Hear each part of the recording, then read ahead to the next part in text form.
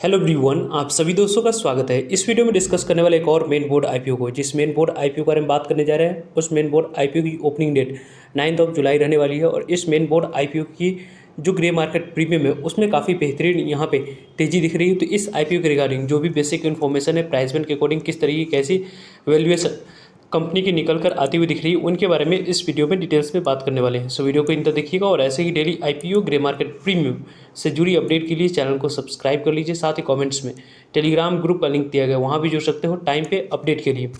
इस कंपनी की financial health को देखें तो कंपनी की फाइनेंशियल हेल्थ किस तरीके की कैसे साउंड करे उनके बारे में डिस्कस करते हैं। तो यहाँ पे आप लोगों को 3 ईयर की डाटा दी गई है। फिजिकल ईयर 24 की डाटा यहाँ पे कंपनी के द्वारा अवेलेबल करवाया गया है। देन यहाँ पे 25 की और 26 की डाटा है। एसेट के बारे में पहले यदि हम लोग डिस्कस करें तो कंपनी की एसेट 1986-87 करोड़ के पास थी। देन यहाँ पे 2270 करोड़ के पास कंपनी के पास एसेट हम लोग को दिखी, यानी कि कंपनी की 2024 से बढ़कर 1986 करोड़ 24 की फिजिकल ईयर में थी, वहाँ से बढ़कर 20 की बात करते हैं 25 की, तो यहाँ पे लगभग आपको 2270 करोड़ के पास बढ़ी। और अभी यहाँ पे फिजिकल ईयर 26 की बात करते हैं तो आपको 2632 करोड़ के पास दिख रही है। यानी कि इस कंपनी की जो एसेट है वो लगातार कंसिस्टेंट एसेट में कंपनी की ग्रोथ दिख रही है। उसी तरीके की वैसे ही इनकम यानी कि रेवेन्यू के बारे में बात करते हैं तो रेवेन्यू पहले कंपनी की 1763 करोड़ के पास थी, 1764 करोड़ के पास थी।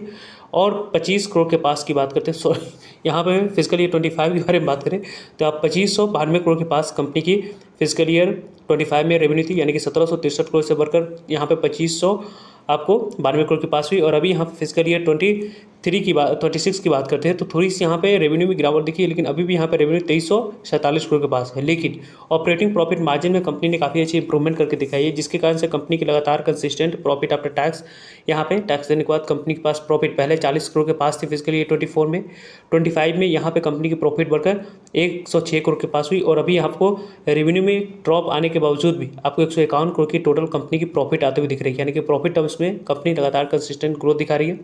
यहाँ पे कंपनी की 24 की फिजिकल ईयर की बात करते हैं ईबिटा की, तो पहले 156 करोड़ के पास थी, 250 करोड़ के पास, अभी 301 करोड़ के पास दिख रही है। नेटवर्थ के बारे में बात करते हैं तो पहले यहाँ पे नेटवर्थ कंपनी की 473 करोड़ के पास थी। देन यहाँ पे 570 करोड़ के पास आपको 25 में दिखी। और अभी यहाँ पे कंपनी की जो नेटवर्थ है वो आपको 725 करोड़ के पास दिख रही है। यहाँ पे डेट इक्विटी थोड़ी सी यहाँ पे कंसर्निंग पॉइंट्स है, क्योंकि डेट इक्विटी थोड़ी सी रेशियो ज़्यादा है।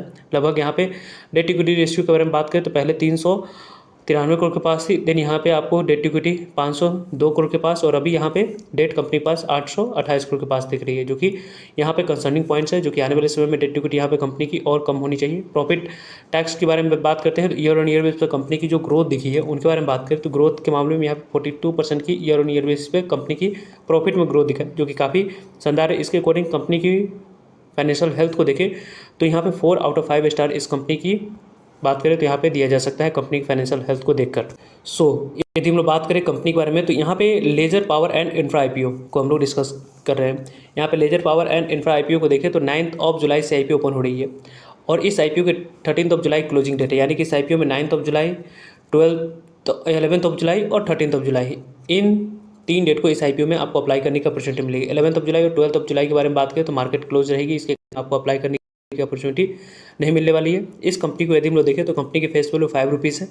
प्राइस बैंड के अकॉर्डिंग इस कंपनी की अपर प्राइस बैंड 214 रुपये रखा गया है। इसी 214 रुपये अपर प्राइस बैंड पे आपको अप्लाई करनी है, और इसी अपर प्राइस बैंड पे अप्लाई करते समय यहाँ पे जो नंबर ऑफ शेयर आप लोगों को सिलेक्ट करनी है उनके बारे में बात करें तो लगभग आपको नंबर ऑफ शेयर के बारे में बात करते हैं तो नंबर ऑफ शेयर आपको 70 इक्विटी ऑफ शेयर यहाँ पे मिनिमम 1 लॉट अप्लाई करते समय सिलेक्ट करना है। कंपनी के बारे में बात करते हैं, इशू साइज 742 करोड़ की दिख रही है। 742 करोड़ की टोटल इशू साइज है, जिसमें से 542 करोड़ कंपनी के पास डायरेक्ट जाने वाली है और 200 करोड़ ऑफर फॉर सेल है, जिसके माध्यम से प्रमोटर्स और एग्जिस्टिंग शेयर होल्डर्स अपने स्टेक को डायलूट करते हुए देखेंगे।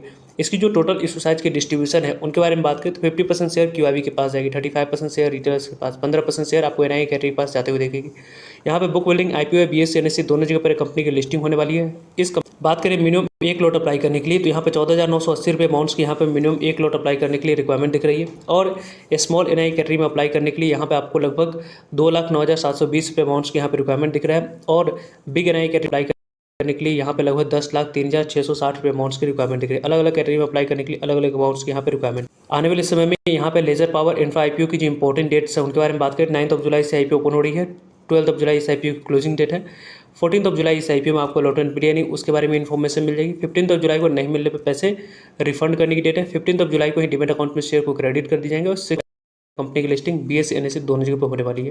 कंपनी की जो यहाँ पे फंडामेंटली यदि हम लोग बात करें तो कंपनी की फंडामेंटली ROE कंपनी की शानदार है। यहाँ पे ROE कंपनी के यहाँ पे 23.32 की है और यहाँ पे इस कंपनी की रिटर्न ऑन कैपिटल एम्प्लॉयड की बात करें 18% के पास दिख रही है और डेट इक्विटी 1.10 की है, 1 से ज़्यादा है, जो कि यहाँ पर रेड फ्लैग इस कंपनी की दिख रही है। लेकिन इस कंपनी के द्वारा कुछ यहाँ पे कर्ज को कम करने के लिए पैसे की यूज़ करी जाएगी, तो इसके कारण से कंपनी की डेट इक्विटी रेशियो यहाँ पे थोड़ी सी कम आएगी, जो कि बैलेंस शीट को थोड़ी सी और इंप्रूव।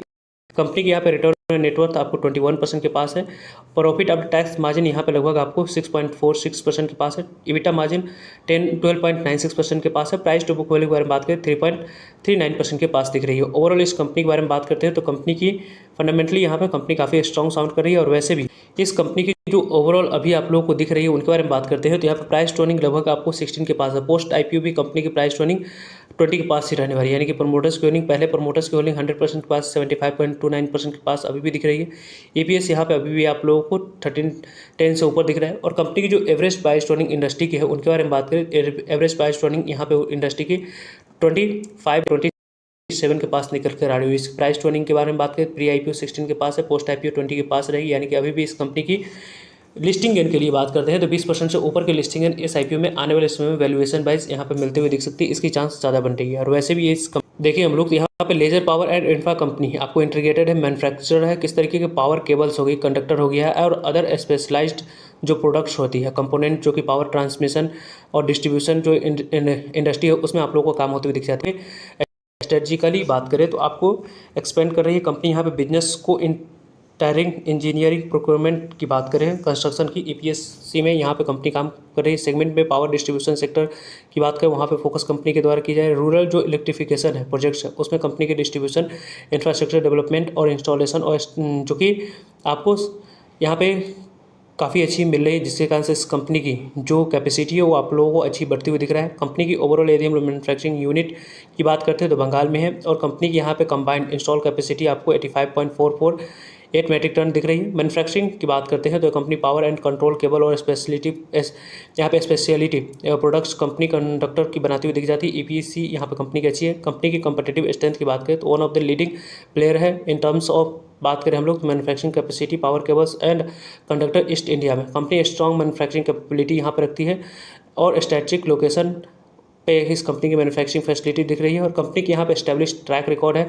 और इस कंपनी की ओवरऑल यदि हम लोग बात करें तो जो ग्रे मार्केट उनकी बात करते हैं तो लगभग आपको इसकी ग्रे मार्केट प्रीमियम 43 रुपीज़ पर कारोबार कर रही है। 214 रुपये पर 43 रुपीज़ की grey market premium, listing price 257 रुपये निकल कर आ रही है और एक लॉट पर 20% के पास लिस्टिंग मिलने के चांस है, यानी कि 3000 के आसपास IPO आने वाले समय में लिस्टिंग देती हुई दिख रही है। इस IPO के बारे में आपको डेली के ग्रे मार्केट प्रीमियम और सब्सक्रिप्शन से जुड़ी सभी इंपॉर्टेंट अपडेटेड वीडियो आपको इस चैनल पर मिलते रहेंगे। सो जुड़ रहेगा ताकि आप लोगों को तो अपडेट पहुंच जाए। फर्दर जो भी डाउट करिए कमेंट्स कर आप लोग पूछ सकते हो। मिलते हैं एक नई इन्फॉर्मेटिव वीडियो में, तब तक लीजिए जय हिंद जय भारत।